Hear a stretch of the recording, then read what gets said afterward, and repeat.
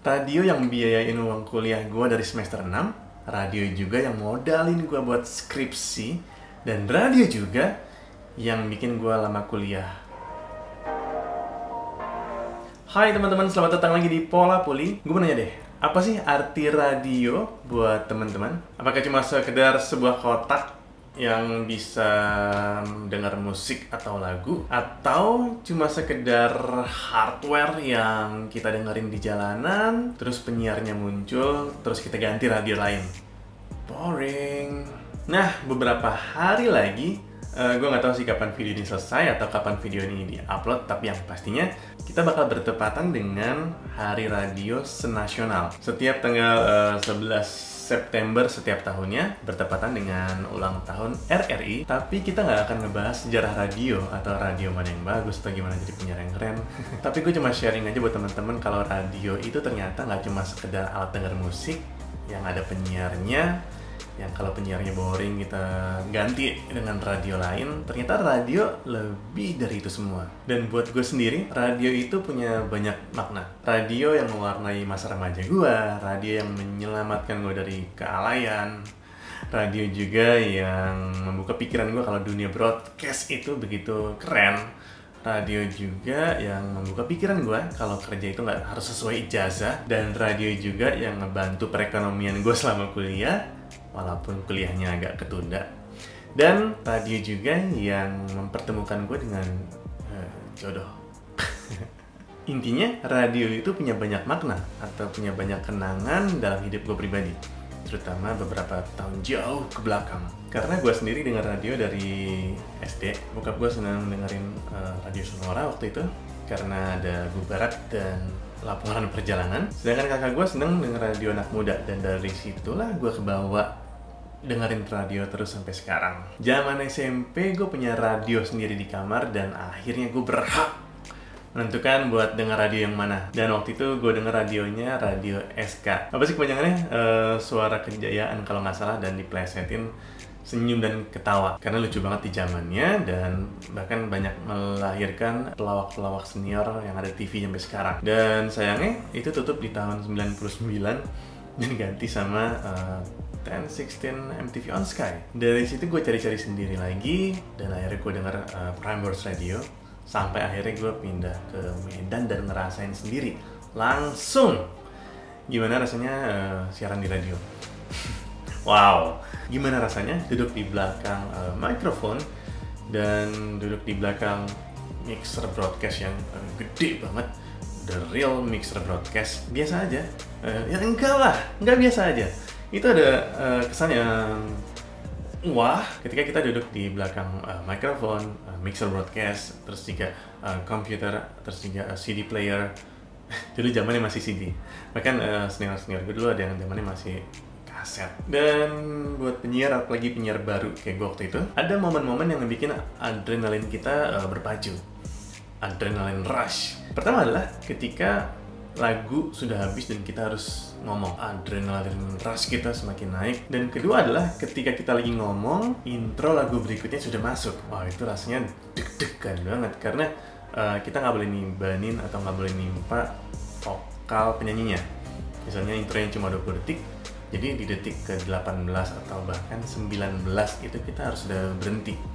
Dan disitulah adrenalin rush kita naik, semakin naik. Itu nggak ada lawan deg-degannya. Dan yang nggak kalah bikin deg-degannya adalah waktu zaman-zamannya training. Pasti semua penyiar nih ngalamin training yang berbeda-beda, teknis training yang berbeda-beda, tapi prinsipnya tetap sama sih.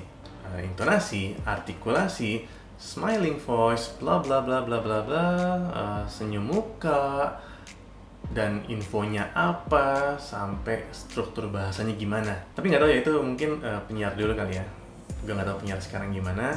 Harusnya sih sama prinsipnya. Karena penyiar-penyiar yang dulu itu asli, mereka tuh niat banget. Bahkan mereka sampai merubah suaranya saat siaran. Jadi ada perbedaan antara suara siaran dengan suara kayak ngobrol biasa sama temen. Nafasnya dari diafragma, terus juga hummingnya keluar apa enggak, itu mereka perhatiin. Mana suara saat on air atau lagi saat siaran, atau mana suara yang lagi ngobrol biasa sama temen itu mereka bedain demi siaran yang bagus. Nah, kalau penyiar yang sekarang gimana coba? Gue nggak terlalu paham dan nggak terlalu ngikutin juga, cuma yang so taunya gue sih, yang lihat apa coba?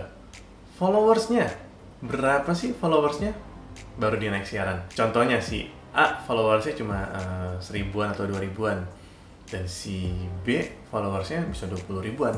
Dan yang dipakai adalah pakai si B aja, followersnya udah 20 ribuan. Lumayan buat ngangkat radio kita juga, biasanya gitu. Dan yang kebagian jam siaran di prime time adalah si B dengan followers dia yang puluhan ribu. Walaupun teknik siarannya jauh lebih bagus si A tadi. Ya mungkin aja karena si B tadi nggak dapat training dengan teknik siaran yang sama kayak si A. Cuma ngandelin instan dari followers yang banyak tadi, yang sebenarnya basic siarannya dia nggak ada juga sih. Dan buat seorang penyiar radio, mulai so tau lagi nih, ada satu hal yang itu nggak bisa dibeli sama sekali. Nggak bisa dibeli dengan followers atau dibeli dengan konten sosial media, nggak bisa. Kecuali dengan latihan, dan itu pun butuh waktu yang lumayan lama. Seorang penyiar harus punya air personality. Beda loh sama karakter. Air personality adalah pesona siaran atau pesona on air yang dikeluarkan sama penyiar ketika dia lagi on air. Kalau dulu waktu zaman di radio tuh ketemu senior-senior, ada ya beberapa orang yang kalau ngomong langsung itu dia nyampah juga, suaranya cempreng juga, ngomong nggak ada aturan juga. Tapi begitu dia duduk standby di belakang mixer, di belakang mikrofon tadi, dan seperangkat siaran tadi, dan menjelang lagu habis dia ngomong, wow, asli karakter plus karisma itu bisa jadi air personality yang bagus sih. Tapi ada beberapa orang yang sudah diberkahi dengan air personality yang bagus, dan itu pun dia nggak sembarangan dapet. Dia pakai latihan, pakai proses, ada perjuangan juga, ada jam terbangnya juga gitu. Yeay, anak radio, mana suaranya? Dan buat gue pribadi sih, radio itu nggak bakal pernah mati, sama kayak buku. Walaupun ada beberapa platform digital yang lain, terus juga ada sosial media, radio tetap punya masanya sendiri. Dan kalau gue sendiri dengerin radio itu bukan lagunya yang gue denger penyiarnya. Kalau pas lagu gue ganti ini penyiar mana yang lagi ngomong, itu yang gue dengerin. Karena gue denger radio itu denger penyiar, bukan denger lagu. Karena kalau lagu gue bisa denger di Spotify atau di Joox atau di YouTube sekalian mungkin. Tapi di radio, mahalnya adalah karakter dari penyiar, wawasan dari penyiar, dan cara dia menghibur. Itu yang gue incer di radio gitu. Oke, sekian dulu Pola Poli kali ini. Dan gue nggak tahu tadi panjang lebar ngomong apa. Dan anehnya kalian masih dengerin aneh. Dan sekali lagi selamat Hari Radio Nasional 11 September 2020. Selamat Hari Radio. Yeay, anak radio mana suaranya?